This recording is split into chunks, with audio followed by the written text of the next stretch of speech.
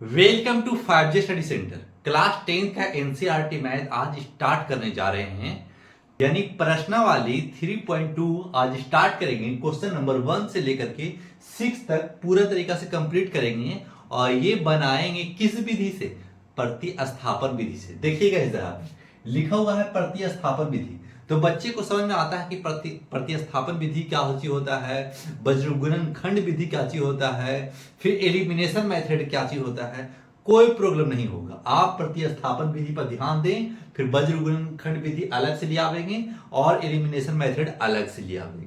बस इतना आप ध्यान दें, जो क्वेश्चन बोले वो आप सिर्फ समझने की कोशिश करें बस।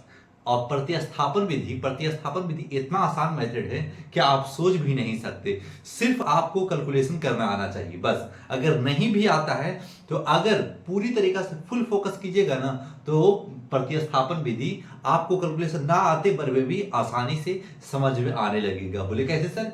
सिर्फ आप ध्यान दें, जैसे हम बताएं उस तरीका से चलना स्टार्ट कीजिएगा। नोटबुक और पेन लेकर बैठे और समझें कि सर कैसे बता रहे हैं। इन आगे हम बना रहे हैं, आप भी बनाना स्टार्ट कीजिएगा नहीं। जब हम बता लें उसके बाद में हम पूरी तरीके से डिटेल दे दें, उसके बाद में फिर अपने से खुद बनाइए कि हम समझे कि नहीं। और जिस जगह पे आप नहीं समझ पाए, क्या यहां तक हम गड़बड़ा रहे हैं, फिर वीडियो को पीछे कीजिए, फिर देखिए अच्छा हम इस जगह पे फंस रहे थे, फिर उस जगह से आप निकलने की कोशिश कीजिए। फिर देखिए एक दिन आप धीरे धीरे आपका मैथ अच्छा होने लगेगा। कोई भी चीज डायरेक्ट अच्छा नहीं होता, धीरे धीरे वर्क करते करते, मेहनत करते करते क्लियर होता चला जाता है। तो चलिए क्वेश्चन नंबर फर्स्ट, प्रतिस्थापन विधि से कैसे बनाएंगे। तो पहले फर्स्ट क्वेश्चन लिख करके हल लिख लीजिएगा, उसके बाद में समीकरण इसको 1 मान लेंगे और इसको 2 मान लेंगे। बस इतना आपको करना होगा। जब इतना कर लिए ना तो क्या करेंगे सर? फिर लिखेगा समीकरण 1 से। क्यों सर समीकरण 1 से? 2 से भी तो चल सकते हैं। हाँ चल सकते हैं, लेकिन फर्स्ट में चलना है समीकरण 1 से। प्रतिस्थापन विधि खाली समझना है, पूरा फोकस मोबाइल पे कीजिए और तब आपको समझ में आएगा। ये ना कि आपका ध्यान कहीं और है और मैथ यहां बना रहे हैं तो फिर नहीं समझ में आएगा। तो पहले समझिए, फिर x plus y equal to 14 इतना लिख लिया। अब क्या करेंगे जैसे देखिए इस यहां पर करेंगे x equal to 14 minus y, इतना कर दिया। जब 14 माइनस वाई, ऐसा क्यों किए सर? कहा कि प्रतिस्थापन विधि x या y का वैल्यू समीकरण 2 में पुट करके जब हल करेंगे ना तभी x y का आंसर आएगा। ऐसे सर एलिमिनेशन मेथड तो भी लगा सकते हैं। हाँ लगा सकते हैं, पहले प्रतिस्थापन समझ जाइए, फिर आपको एलिमिनेशन मेथड, वज्रगुणनखंड मेथड आपको आसानी से माइंड में सेव कर देंगे। लिख दिया। अब करेंगे समीकरण 2 में x का मान रखने पर बस इतना लिख लेना। ठीक, लिख लिए होंगे। अब लिखेंगे समीकरण 2, x minus y equal to का लिखा हुआ है 4 लिखा हुआ है, तो 4 लिख दिया। अब देखिए क्या लिखा है, समीकरण 2 में x का मान रखने पर, तो x का मान क्या आया है? 14 माइनस वाई। अभी समझिएगा x और y का वैल्यू नहीं आया है, जब आएगा कंप्लीट समझिएगा। इस जगह पे x का वैल्यू कहां है? x 14 माइनस वाई, तो 14 लिख दीजिएगा। x का वैल्यू 14 माइनस वाई और माइनस खुद भी है ये y। देखिए ये x का वैल्यू इतना है, ठीक है। आप ऐसे घेरा मत लगाइएगा, x का वैल्यू इतना है। अगर आप घेरा इस जगह पे लगाना चाहते हैं इस तरीका से लगा दीजिए, इक्वल टू क्या हो जाएगा? 4 हो जाएगा। फिर लिख देंगे 14 माइनस वाई टू 4, बस इतना लिख दिए होंगे। अगर इतना लिख दिए, बस इतना ही लिखना है, आपको समझना है। एक क्वेश्चन समझ में आएगा ना तो टोटल क्वेश्चन 6 क्वेश्चन इसी टाइप का है। फिर क्या करेंगे? फिर लिख देंगे 14 minus 2y equal to 4। 2y कैसे लिख दिए सर? देखिए माइनस वाई और माइनस वाई, माइनस 2y। इना कि माइनस माइनस प्लस मत कर दीजिएगा, ये मल्टीपल में होता है। माना कि पहले आप 1 रुपया किसी दोस्त से 1 रुपया कर्ज लिए, तो माइनस माइनस में, हाँ फिर 1 रुपया कर्ज लिए तो माइनस 2 रुपया कर्ज में है मेरे भाई। जब दे दीजिएगा तभी तो आपके पास 0 रुपया बचेगा।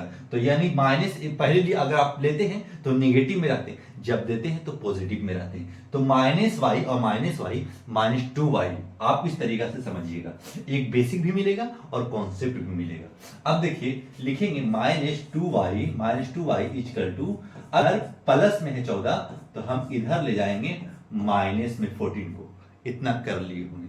फिर क्या लिखेंगे -2y इक्वल टू -10, इतना तो समझ में आ गया होगा आपको। अब देखिए माइनस और y इक्वल टू -10 बाई -2, कहा है कि ये गुना में था तो नीचे आ गया तो डिवाइड में, माइनस से माइनस कट जाएगा और 5 दूनी 10, 5 से कट जाएगा तो ये y का वैल्यू क्या आ गया 5 आ गया। अब क्या लिखेंगे, अब लिखेंगे समीकरण एक में y का मान, समीकरण एक में y का मान रखने पर, ठीक है, y का मान रखने पर समीकरण एक क्या है, x plus y equal to 14, x plus y equal to 14 लिख लिए होंगे। कहा है कि x प्लस वाई समीकरण एक को लिखा है इस जगह पे, और y का वैल्यू यहां पुट कर देंगे तो y का जो मान आया है यहां तक रख देंगे, काची आया है 5 आया है तो 5 रख देंगे तो 14 इक्वल टू 14 है। अब देखिए इधर प्लस में है 5, उधर ले जाएंगे तो माइनस में हो जाएगा, तो लिखेंगे x इक्वल टू 14 माइनस 5, ठीक है 14 माइनस 5। फिर क्या लिखेंगे, अब लिखेंगे, अब देखिए अब 14 में से 5 घटाएंगे तो क्या रहेगा 9, तो x इक्वल टू 9, ठीक है, कंप्लीट समझ में आ गया होगा। तो y का वैल्यू 5 आया, x का वैल्यू 9 आया। तो अब क्या लिखेंगे लास्ट में आंसर, देखिए आप पेज के नीचे लिखिएगा, काहे कि मेरे पास जगह नहीं है तो आप पेज के नीचे लिखिएगा। तो लिखेंगे अतः x का मान आ गया हमारे पास 9, x का मान 9 आ गया और y का मान हमारे पास 5 आ गया, और ये हो गया हमारा कंप्लीट आंसर।